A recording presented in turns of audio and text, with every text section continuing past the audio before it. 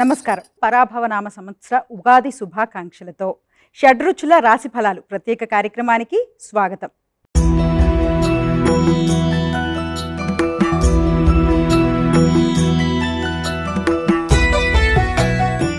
ఆరు రుచులను మోసుకొస్తూ ఉగాది పండుగ రానే వచ్చింది. ఇదిగో శుభాలు అశుభాలు అంటూ భవిష్యవాణి వినిపిస్తోంది.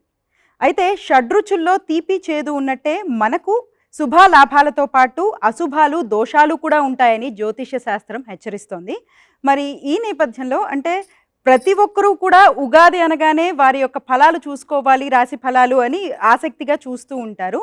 కొన్ని రాసులకు అద్భుతంగా ఉండవచ్చు, మరికొన్ని రాసులకు ఆశించిన ఫలితాలు ఉండకపోవచ్చు. మరి జ్యోతిష్య శాస్త్రంలో రాశి ఫలాలు ఎలా ఉన్నప్పటికీ చక్కటి పరిహారాలు అంటే చిన్న చిన్న పరిహారాలు పాటించినా చాలు లాభాలు శుభాలు కలుగుతాయి అని తెలియచేస్తున్నారు. మనతో పాటు ఉన్నారు శ్రీ నిట్టల ఫణిభాస్కర్ గారు, ప్రముఖ జ్యోతిష పండితులు, వాస్తు నిపుణులు. వారితో మాట్లాడదాము. మరి ఈ పరాభవనామ సంవత్సరంలో ఏ విధంగా ఉండబోతోంది ద్వాదశ రాశుల వారికి, అంతేకాదు దోష పరిహారార్థం ఎటువంటి పరిహారాలు పాటించాలి అనే విషయాలను అడిగి తెలుసుకుందాం. నమస్కారం గురుగారు. నమస్కారం అండి. గురుగారు, ఈ పరాభవనామ సంవత్సరంలో ద్వాదశ రాశులకు అంటే ఆరు రుచులకు తగ్గట్టు ఈ ద్వాదశ రాశుల వారికి ఏ విధంగా ఉందో తెలుసుకునే ముందు అసలు పరాభవనామ సంవత్సరం మనకు ఎటువంటి సందేశాన్ని మోసుకొస్తుంది? ముందుగా భక్తి టీవీ ప్రేక్షకులందరికీ ఉగాది శుభాకాంక్షలు. ఈ సంవత్సరం యొక్క పేరు పరాభవనామ సంవత్సరం. పరాభవాబ్దే రాజానః ప్రాప్నువంతి పరాభవం అన్నది శాస్త్రం. అంటే ఆ పేరును బట్టి ఆ సంవత్సరం ఏ విధంగా ఉంటుంది అనేటువంటిది మనం ఒక అంచనా వేసుకుంటూ ఉంటాం. ఉదాహరణకి వికారి, శార్వరి, ప్లవ, శుభకృత్, శోభకృత్, విశ్వావసు, పరాభవ. ఈ సంవత్సరాలకి తగ్గట్టుగానే ఆ ఫలితాలన్నీ కూడా మనకి వస్తూ ఉంటాయి. మరి పంచాంగ సరళి వంటి గ్రంథాల్లో ఈ సంవత్సరం తాలూకు ఫలితాన్ని వివరించినప్పుడు పరాభవాబ్దే రాజానః ప్రాప్నువంతి పరాభవం అని చెప్పి నిస్పష్టంగా చెప్పడం జరిగింది. అంటే ఈ సంవత్సరంలో ఎవరైతే రాజులు ఉన్నారో వారికి కొంత పరాభవం జరుగుతుంది అనేటువంటిది శాస్త్రవచనం. పూర్వకాలంలో రాజులు ఏదైనా ఒక దేశాన్ని కానీ లేదా ఒక రాజ్యాన్ని కానీ పరిపాలన చేసేటప్పుడు ఎలా పరిపాలన చేయాలి లేదా ఈ సంవత్సరం మనకి ఎలా ఉంటుంది అనేటువంటి విధానాన్ని ఈ విధంగానే పంచాంగ సరళిని అనుసరించి ముందుకు వెళ్ళేవారు. ఆ సంవత్సరం తాలూకు ఫలితాలు, నవనాయకుల ఫలితాలు, లేదా ఆ సంవత్సరంలో ఏర్పడేటువంటి దేశారిష్ట యోగాలు లేదా అనుకూలమైనటువంటి అమృతతుల్యమైనటువంటి యోగాదులు ఏవైతే ఉన్నాయో వాటిని దగ్గర పెట్టుకుని ఆయా ప్రాంతంలో లేదా ఆయా తేదీల్లోనో మాసాల్లోనో ఆ విధంగా ముందుకు వెళుతూ ఉండేటువంటి వారు. ఇప్పుడు ఈ సంవత్సరం ఏమైనది, కొంత యుద్ధ భీతి అనేటువంటిది అధికంగా ఉంటుంది, లేదా యుద్ధాన్ని చెయ్యాలి అనుకునేటువంటి రాజులు కొంత పరాభవాన్ని పొందుతారు. కాబట్టి ఆ విధంగా ముందుకు వెళ్ళకూడదు అనేటువంటి విషయాన్ని ఈ సంవత్సరం చెప్తూ ఉన్నది. అలాగే ఈ సంవత్సరంలో ఉండేటువంటి కొన్ని అద్భుతమైనటువంటి యోగాలు లేదా దేశారిష్ట యోగాలు కూడా చాలా ఎక్కువగానే ఉన్నాయి. అందులో ప్రధానమైనటువంటిది ఏకస్మిన్ వత్సరే జీవే రాశిత్రయముపాగతే. ఎప్పుడూ లేనటువంటి విధంగా ఒకే సంవత్సరంలో గురుడు 3 రాశుల యందు సంచరించడము. గతంలో ఒక సందర్భంలో వచ్చింది ఇటువంటిది. అతిచారగతే జీవో శనౌ వక్రత్వమాగతే హాహాకారాం జగత్సర్వం దుర్భిక్షం క్షామడాంబరం అన్నారు. అంటే అతిచారమందు గురుడు ఉండడం, శనేశ్వరుడు వక్రగతిలో ఉండడం లాంటి ఫలితాలన్నింటినీ కూడా గతంలో మనం చూసాం. ప్రజలందరూ ఇబ్బంది పడ్డ సందర్భాలు. అలాగే ఈ సంవత్సరంలో గురుడు ఒకే సంవత్సరంలో 3 రాశులు మారడం అన్నది కూడా కొంత ఇబ్బందికరమైనటువంటి విషయంగానే మనకి చెప్పడం జరిగింది. కాబట్టి ఈ పరాభవనామ సంవత్సర ఫలితాల్లోకి వెళ్లే ముందు ఆ సంవత్సరం తాలూకు ఫలితాన్ని, ఈ సంవత్సరంలో ఉండేటువంటి ఈ దేశారిష్ట యోగాల్ని, అలాగే ఈ సంవత్సరంలో మరలా కాలసర్పదోషాదులు, కూటములు ఇటువంటివన్నీ కూడా ఏర్పడుతూ ఉన్నాయి. అలాగే మాలికా యోగాలు కూడా ఈ సంవత్సరంలో ఏర్పడబోతూ ఉన్నాయి. వీటన్నిటినీ మనం దృష్టిలో పెట్టుకుని ఫలితాలని చెప్పాలి. నమస్కారం గురువుగారు. షడ్రుచులలో ముందుగా మనం తీపితో మొదలు పెడదాం. అయితే తీపి అనేది ప్రతి ఒక్కరికి ఇష్టమే ఉంటుంది. జీవితంలో ప్రతిదీ కూడా తీపిగానే ఉండాలని అనుకుంటాం. మరి ఈ సంవత్సరంలో అనుకూలంగా ఉన్న రాశులు, అద్భుత ఫలితాలను ఇచ్చే రాశులు ఏంటి? తీపి కబురును వినేటువంటి రాశులు 2 ఉన్నాయి ఈ సంవత్సరంలో. ప్రత్యేకించి అందులో మకర రాశిని, వృషభ రాశిని కూడా మనం చెప్పుకోవచ్చు. ముఖ్యంగా ఈ 2 రాశుల వారు, వృషభ రాశి వారు అయితే గత సంవత్సరం కూడా కొంత అద్భుతమైనటువంటి ఫలితాలనే అనుభవించడం జరిగింది. కానీ ఈ సంవత్సరంలో మకర రాశి వారికి అద్భుతమైనటువంటి ఫలితాలు ఉన్నాయి. దానికి కారణం ఏమిటి అంటే ఈ సంవత్సరంలోనే రాహుగ్రహము 2వ స్థానంలోకి సంచారం చేయబోతూ ఉన్నారు ఈ రాశి వారికి. అలాగే ఈ రాశి వారికి ఈ సంవత్సరంలో 7వ స్థానంలో గురుని యొక్క సంచారం ఉండబోతూ ఉన్నది.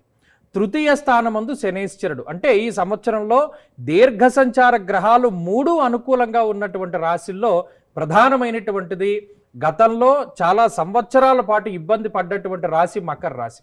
సౌభాగ్య భాగ్యం ఆరోగ్యం అర్ధలాభం యశస్కరం అన్నది శాస్త్రం. ఈ మకర రాశి వారికి, అలాగే వృషభాన్ని కూడా మనం చూసుకున్నప్పుడు ఈ రాశి వారికి కూడా 3 దీర్ఘ సంచార గ్రహాలు యోగిస్తూనే ఉన్నాయి. గురుడు 2వ స్థానమందు మనస్సౌఖ్యం యశోవృద్ధిం సౌభాగ్యంచ ధనాగమ అన్నారు. అంటే ఎక్కడ చూసినా వృద్ధిని కలగజేసేటువంటి పరిస్థితులు ఉండబోతూ ఉన్నాయి. లాభస్థానమందు శనేశ్వరుని యొక్క స్థితి ఉన్నది. అలాగే దశమ కేంద్రమందు రాహు యొక్క స్థితి ఉన్నది. గోవాజి గజ సంఘానాం క్షీరాన్నాది సుభోజనం అన్నారు. అంటే ఈ మకర రాశి వారు ఒకరు, వృషభ రాశి వారు ఒకరు. ఈ 2 రాశుల వారు కూడా చాలా తీపిగా ఈ సంవత్సరాన్ని గడపబోతూ ఉన్నారు. గోచారంలో 100కి చాలా ఎక్కువ శాతం పాటు శుభ ఫలితాలను ఈ 2 రాశుల వారు కూడా అనుభవిస్తారు. పులుపు అంటే మన జీవితంలో ఎదురయ్యే చిన్న చిన్న సవాళ్ళు, వాటితో పోలుస్తూ ఉంటారు. అయితే ఈ పరాభవ నామ సంవత్సరంలో ఈ ఏ రాశుల వారికి ఈ పులుపుని పోల్చుకోవచ్చు? పులుపుతోటి పోల్చుకునేటువంటి రాశులు 2 ఉన్నాయి. అందులో ఒకటి తులారాశి, 2వది ధనురాశి. ఎందుకంటే దీర్ఘ సంచార గ్రహాల్లో దాదాపుగా ఈ 2 రాశుల వారికి గురుబలం ఉన్నది, అలాగే రాహు యొక్క బలం ఉన్నది. లేదా తులారాశికి చూసుకుంటే వారికి శని బలం ఉన్నది, ధనురాశి వారికి ఏమో రాహు బలం ఉన్నది. ఈ 2 రాశుల వారికి ఏమవుతోంది అంటే మధ్యలో కొంతకాలము మిశ్రమంగా ఉండబోతూ ఉన్నది. సర్వధాన్య ఫలం స్వల్పం గమనం వ్యధ. కొన్ని సందర్భాలలో ఈ 2 రాశుల వారు ఈ పులుపు అనేటువంటి రుచితో పోల్చుకున్నట్టు వారు జీవితంలో అధిగమించగలిగినటువంటి సవాళ్ళు కొన్ని ఉంటాయి. అధిగమించగలిగేటువంటి సవాళ్ళు అంటే అవి సవాళ్లే, కానీ వారు అధిగమించగలుగుతారు. అలాగే ఈ సంవత్సరంలో దీర్ఘ సంచార గ్రహాల్లో 2 గ్రహాలు అనుకూలంగా ఉన్నందున ఈ రాశి వారికి ఆ బలం ఏర్పడింది. మరి 3వ గ్రహం కొంత ప్రతికూలంగా ఉన్నట్టే కదా. ఉదాహరణకి తులారాశి వారి యొక్క స్థితిగతులను పరిశీలన చేస్తే మధ్యలో కొంత భాగం గురుని యొక్క బలం తగ్గుతూ ఉన్నది. ధాన్యనాశో ధనచ్ఛేదం వృధా సంచరణం భయం. అంటే అక్కర్లేకపోయినా మనం భయపడేటువంటి సందర్భాలు కొన్ని ఉంటాయి. అలాగే ధనురాశి వారి యొక్క స్థితిగతులను చూస్తే 4థ స్థానమందు అర్ధాష్టమ శనేశ్వరుడు ఈ సంవత్సరంలో కొంత భాగం ఇబ్బంది పెడతారు. ఇలా ఈ 2 రాశుల వారికి ఒక్కొక్క దీర్ఘ సంచార గ్రహం ఇబ్బంది పెట్టినప్పటికీ 2 గ్రహాల తాలూకు అనుకూలతలతోటి జాతకంలో ఉండేటువంటి దశాంతర్దశలు కూడా చాలా చక్కగా ఉంటే సవాళ్లు వస్తాయి, కానీ వాటిని అధిగమించగలిగేటువంటి అవకాశం ఈ 2 రాశుల వారికి కూడా ఉంటుంది. ఉప్పు లేకపోతే వంట చప్పగా ఉంటుంది. అదేవిధంగా ఉప్పు ఎక్కువైనా సరే తినలేము ఆ వంటని. ఆ విధంగా మిశ్రమ ఫలితాలు వచ్చే రాశులు ఏవి? వారికి దోష నివారణార్థం అసలు ఎటువంటి పరిహారాలు తీసుకుంటే శుభ ఫలితాలు కలుగుతాయి? ఉప్పు అనేటువంటిది మీరు అన్నట్టు తగినంతగానే ఉండాలి. అలాగే ఆ రుచిని ప్రతిబింబిస్తూ ఈ సంవత్సరంలో 2 రాశుల వారు ఉన్నారు. ఆ 2 రాశులకి అధిపతి కూడా ఒకరే అయి ఉన్నారు. అవే మేష వృశ్చిక రాశుల వారు. నిజానికి ఈ 2 రాశుల వారు గత సంవత్సరం చాలా ఇబ్బందులను ఎదుర్కొన్నటువంటి రాశుల్లో ప్రధానమైనటువంటి రాశులు. ఎందుకు? మేషరాశి వారికి ఏలినాటి శని దోషం ఉన్నది, వృశ్చిక రాశి వారికి గురుబలం లేదు, అర్ధాష్టమ రాహు యొక్క దోషం అధికంగా ఉన్నది. మరి ఈ సంవత్సరంలో ఈ 2 రాశుల వారికి కూడా ముఖ్యంగా మేషరాశి వారికి లాభ దశమ కేంద్రముల యందు రాహు యొక్క సంచారము యోగదాయకంగా ఉండబోతూ ఉన్నది. అలాగే గురుడు 3య 4థ 5మ స్థానాల యందు సంచరించడం వల్ల అటు మేషరాశి వారికి సంవత్సరంలో కొంత భాగం గురుబలం కూడా దొరుకుతూ ఉన్నది. ఇక వృశ్చిక రాశి వారికి 8మ స్థానస్థిత గురుడు చాలా ఇబ్బందికరమైనటువంటి గ్రహంగా ఉన్నారు. గత సంవత్సరంలో చోరాగ్ని నృప భీతిశ్చ గాత్ర గాంభీర్య నాశన అన్నారు. అంటే ఉన్న గాంభీర్యాన్ని అంతటినీ కూడా గురుడు తీసివేస్తాడు. ఏదో ఒక అసంతృప్తి, ఏదో ఒక అలసట, ఏదో ఒక మానసిక ఇబ్బందితోటి వృశ్చిక రాశి వారు కాలాన్ని గడిపినటువంటి పరిస్థితి. మరి అదే ఇప్పుడు గురుడు భాగ్యస్థాన స్థిత సంచారము వల్ల అర్ధంచ స్వకులాచార గృహలాభస్సు భోజనం అన్నది శాస్త్రం. ఎక్కడైతే వీరు తలదించుకుని జీవనాన్ని సాగించినటువంటి పరిస్థితులు ఉన్నాయో అక్కడే వీళ్ళు మరలా గొప్ప ఉన్నతమైనటువంటి జీవనాన్ని గడపగలుగుతారు. అలాగే అర్ధాష్టమ రాహు యొక్క దోషం కూడా ఈ సంవత్సరంలో పోతూ ఉన్నది కాబట్టి దేహపీడ మనక్లేశం చతుష్పాద మృగాద్భయం అన్నారు. కొంతమంది వృశ్చిక రాశి వాళ్ళకి గత సంవత్సరంలో జంతువుల వల్ల పీడ కలిగినది, 4 కాళ్ళ జంతువుల వల్ల ఇబ్బంది పడ్డటువంటి రాశుల వారు దాంట్లో ప్రధానంగా వృశ్చిక రాశి వారు ఎక్కువ మంది ఉన్నారు. మరి ఈ సంవత్సరంలో రాహు యొక్క పీడ తగ్గిపోయినది కాబట్టి, ఆ రాహు అనుకూలిస్తూ ఉన్నారు కాబట్టి రాహు సంబంధమైనటువంటి దోషాలు తొలగిపోయి, అంటే సర్పదోషాలు, కాలసర్పదోషాలు లేదా ఇంకో రకమైనటువంటి సర్పశాపాలు తొలగిపోయి ఏదైనా ఒక మంచి జరగడానికి అవకాశం ఉంటుంది. కాబట్టి ఇక్కడ గమనించండి, గ్రహస్థితి కూడా తగినంతగానే ఉపయోగపడుతూ ఉన్నది. మనం ఇంట్లో వేసుకునేటువంటి ఉప్పులాగానే తగినంతగా ఉపయోగపడుతూ ఉన్నది. మిగతా విషయాల్లో వీరి యొక్క స్వశక్తినే వీరు నమ్ముకోవలసి ఉంటుంది. కాబట్టి అటువంటి రాశుల్లో ప్రధానంగా కుజుడు ఆధిపత్యాన్ని వహించేటువంటి ఈ మేషరాశిని, వృశ్చిక రాశిని కూడా చెప్పుకోవచ్చును. అలాగే వీరికి జాతకంలో ఉన్నటువంటి దశాంతర దశలు గనక యోగిస్తే ఈ సంవత్సరంలో గొప్ప ఉన్నతమైనటువంటి పదవులను కానీ, వృత్తి ఉద్యోగాల పరంగా ఉన్నతమైనటువంటి స్థితిని కానీ పొందడానికి అవకాశం ఉంటుంది. జీవితంలో మనకు ఎదురయ్యే పోటీ ధైర్యానికి ప్రతీక కారం, కానీ అదే మనల్ని గట్టెక్కిస్తుంది. అయితే రాసులలో కూడా అంటే గురుబలం తగ్గి మళ్ళీ రెట్టింపు శక్తినిచ్చే అటువంటి రాసులు ఏమైనా ఉన్నాయా? అలాగే వారు తీసుకోవాల్సిన పరిహారాలేంటి? ఈ సంవత్సరంలో ఈ రకమైనటువంటి రాసులు 2 రాసులు ఉన్నాయి. ఆ 2 రాసులు కూడా సమసప్తక రాసులు. అవి 2 కూడా శత్రు రాసులు. అవే కన్యారాశి, మీనరాశి. ముఖ్యంగా ఈ 2 రాసుల్ని గమనిస్తే ఈ సంవత్సరంలో ఒకానొక సందర్భంలో వీరికి గురుబలం తక్కువగా ఉండడం, మరలా తర్వాత గురుబలం పెరగడం, మరలా గురుబలం తగ్గడం అనేటువంటి విషయాలు ఈ 3 రాసుల్లోనూ ప్రధానంగా మనకి కనబడుతూ ఉన్నటువంటి విషయం. అలాగే ఈ సంవత్సరంలో కన్యారాశి వారికి సప్తమ స్థానమందు శనేశ్వరుడు సంచరిస్తూ ఉన్నారు. మీనరాశి వారికి జన్మ రాశిస్థిత శనేశ్వరుడు సంచారం చేస్తూ ఉన్నారు.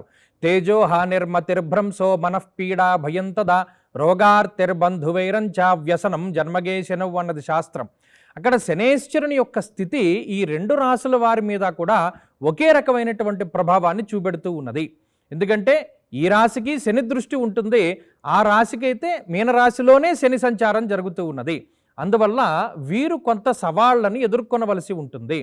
గత సంవత్సరంతో పోల్చుకుంటే గురుబలం తగ్గడం, పెరగడం లాంటి విషయాలలో ఈ రాశి వారికి కొంత దైవ బలం అనేటువంటిది ఉంటుంది. ముఖ్యంగా మీనరాశి వారికి ఇది చాలా గొప్పగా సహకరిస్తుంది. ఎందుకంటే దీర్ఘ సంచార గ్రహాల్లో చాలా గ్రహాలు ప్రతికూలంగా ఉన్నప్పుడు, అంటే ఏలినాటి శని అనుభవిస్తున్నప్పుడు, రాహు యొక్క వ్యయస్థాన స్థితి దోషం ఉన్నప్పుడు గురుబలం రావడం అన్నది చాలా గొప్ప విషయం. ఒక్కసారిగా ఎడారిలో నడుచుకుంటూ దాహంతో వెళుతూ ఉన్నటువంటి వాడికి ఒక్క మంచి మినరల్ వాటర్ బాటిల్ దొరికితే ఎంత ఆనందపడిపోతాడో, అలా మీనరాశి వారికి పంచమ స్థాన స్థిత గురుడు అర్ధలాభం తదైశ్వర్యం స్వకర్మరతి హర్షితం అన్నారంటే మనం ఏదైతే చేయడానికి ఇష్టపడతామో అటువంటివి చెయ్యడానికి అవకాశాన్ని కల్పిస్తారు గురుడు. కాబట్టి అటు మీనరాశి వారికి గురుబలం రావడము, అలాగే కన్యారాశి వారికి గురుబలం. కన్యారాశి వారికి గురుబలం చాలా ప్రధానమైనటువంటి విషయం.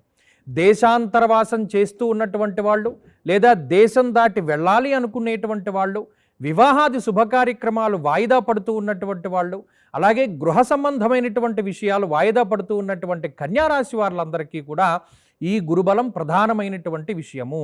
యశోవృద్ధిర్బలం తేజ సర్వత్ర విజయ సుఖం అన్నది శాస్త్రం. అంటే తలపెట్టినటువంటి కార్యక్రమాలన్నీ కూడా చాలా దిగ్విజయంగా పూర్తి అవ్వడానికి, ఒక ఆత్మస్థైర్యానికి గురుబలం ఉపయోగపడుతుంది. కాబట్టి ఈ 2 రాశుల వారు కూడా ఈ సంవత్సరంలో మీరు అడిగినటువంటి విధానంలో ఫలితాలను పొందబోతూ ఉన్నటువంటి రాశులు.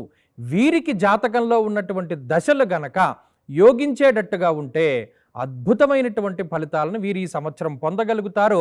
అలాగే వీరు ప్రత్యేకించి గురుగ్రహ బలాన్ని పొందినప్పుడే అన్ని పనులు కూడా పూర్తి చేసుకోవడం అన్నటువంటిది చెప్పదగినటువంటి సూచన. గురువుగారు, మన జీవితంలో చాలా సంఘటనలు వగరుతో పోలుస్తూ ఉంటారు. వగరుని అధిగమించాలంటే చాలా నెమ్మదిగా, చాలా ప్రశాంతంగా ఆలోచించాలి అంటారు. అలాంటి సందర్భాలు ఎదుర్కోవడానికి మనం ఏ రాశుల వారు ఎలా ఆలోచించాలి, వారు పాటించాల్సిన పరిహారాలు ఏంటి? వగరు అనేటువంటి రుచికి దగ్గరగా ఉండేటువంటి రాశులు ఈ సంవత్సరంలో 2 ఉన్నాయి. నిజానికి నిదానంగా పనులు చేయవలసినటువంటి పరిస్థితి, ప్రతి విషయం పైన చాలా క్షుణ్ణంగా ఆలోచించవలసినటువంటి పరిస్థితి కలిగి ఉన్నటువంటి రాశులు 2 ఉన్నాయి. ఒకటి సింహరాశి. రెండు కుంభరాశి.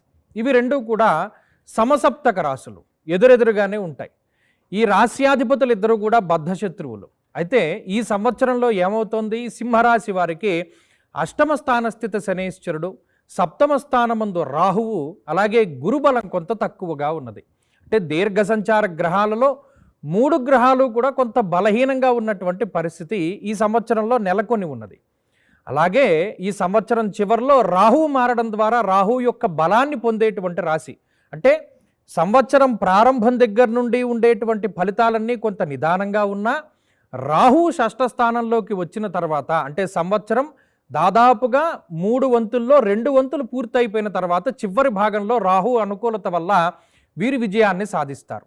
ధైర్యబుద్ధిర్ వీర్యబుద్ధిర్ రిపునాశం సదాశుభం అన్నది శాస్త్రం. 6వ స్థానమందు రాహువు గొప్ప ఉత్సాహాన్ని కలగజేస్తారు. అయితే ఆ 6వ స్థానస్థిత రాహువు యొక్క ఫలితాన్ని పొందడానికి సంవత్సరం మొత్తము కూడా ఎదురు చూడవలసినటువంటి పరిస్థితులు ఉంటాయి.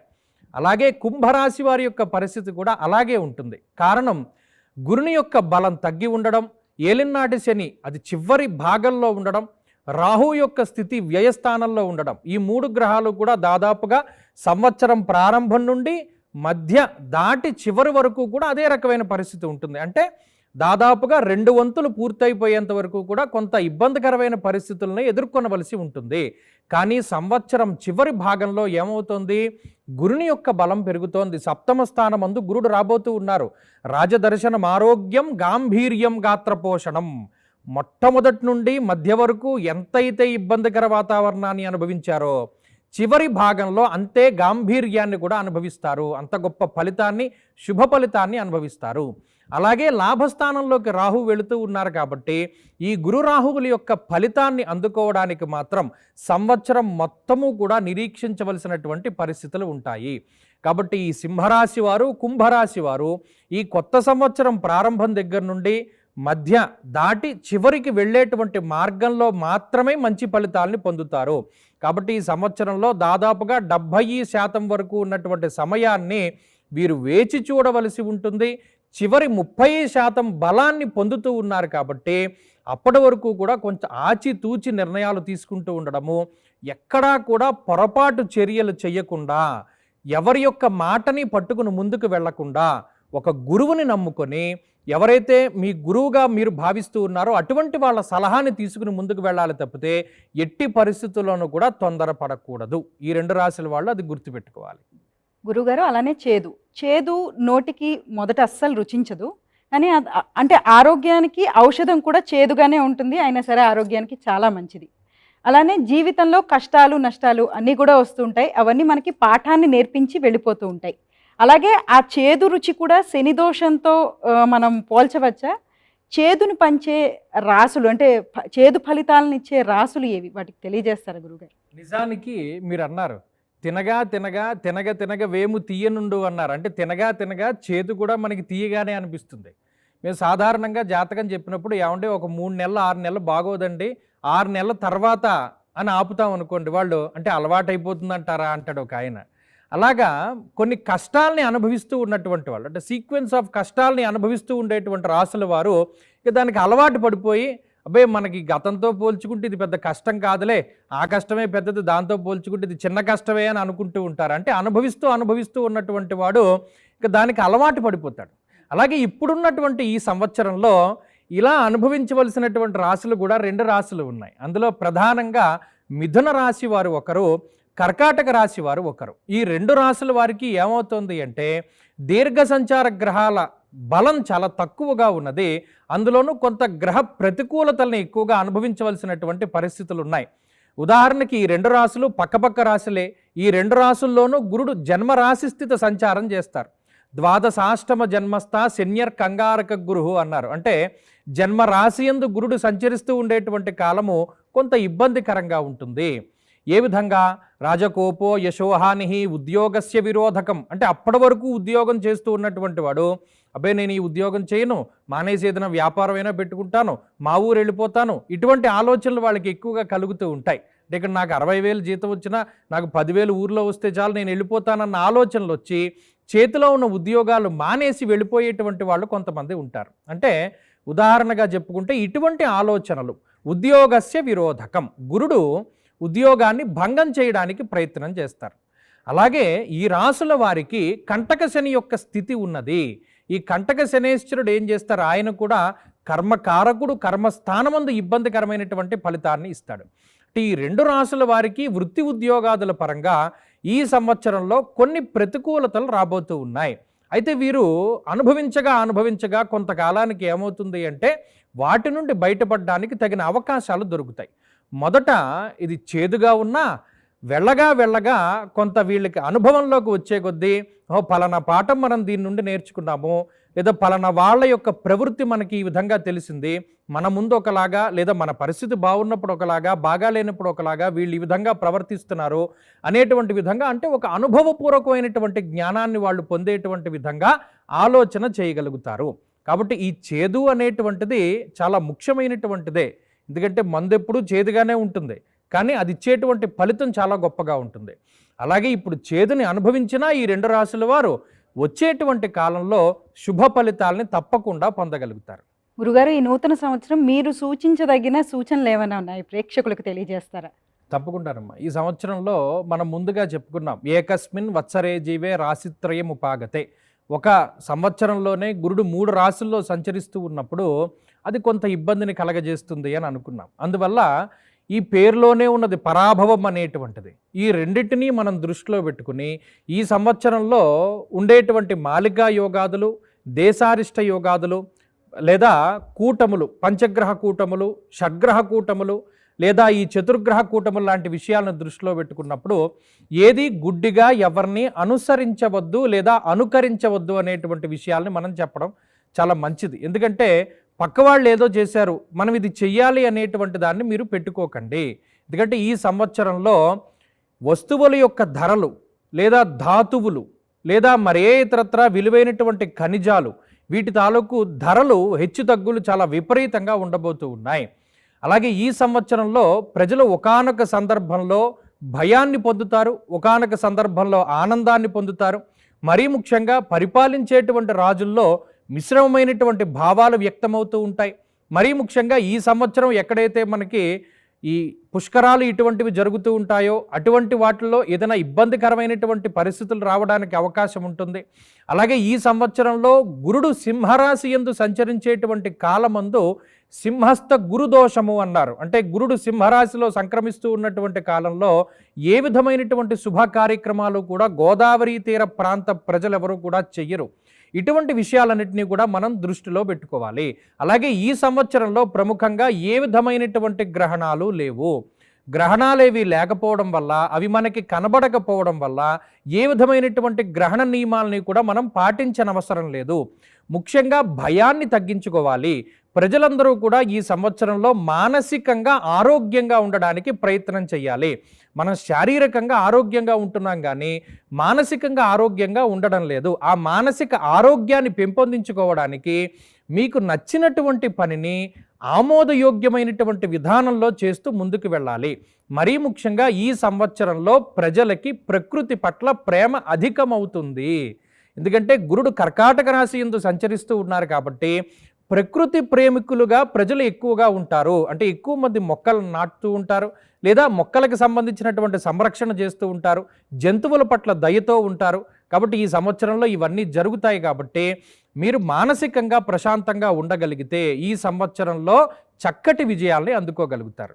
గురుగారు, ఈ పరాభవనామ సంవత్సరంలో ద్వాదశ రాశుల వారికి రాశి ఫలితాలను తెలియజేస్తూనే దోష నివారణార్థం ఎటువంటి పరిహారాలు చేసుకోవాలో కూడా చక్కగా తెలియజేశారు. అలానే రాశి ఫలాలు అనేవి అంటే మనకి ముందు మార్గదర్శకం లాంటివి, చీకట్లో మనం నడుచుకుంటూ వెళ్ళిపోకుండా ఒక లైట్ లాంటిది. అలా చక్కగా ప్రేక్షకులకు ముందుగానే తెలియజేసినందుకు ధన్యవాదాలు గురుగారు.